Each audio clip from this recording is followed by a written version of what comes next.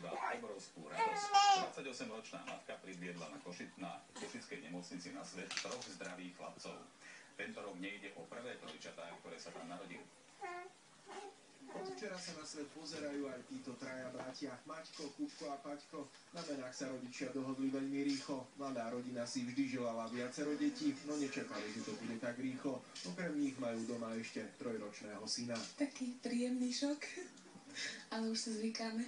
So synom má obrovskú radosť aj otec. Na to, aby sa všetci pomestili, musel postaviť nový dom a zariadiť všetko potrebné. Aj preto dnes v nemocnici chýbal. Oslavoval s tým, aby boli zdraví, ako sa patrí.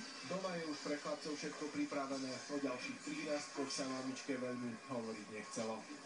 No, myslím, že už stačilo. Nechceli by ste možno ešte dceru?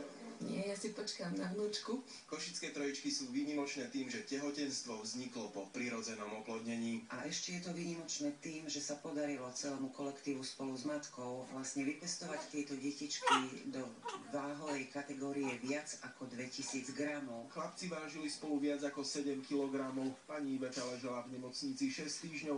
Hrozilo totiž, že sa narodia predčasne. Podarilo sa nám graviditu udržať do 37. týždňa, kedy sme plánovali cisársky rez. Včera ráno o 8:30 prebehol cisársky rez bez nejakých komplikácií. Podľa odborníkov sú takéto pôrody častejšie po umelom oplodnení. V košickej nemocnici sa narodili trojčatá tento rok po druhýkrát.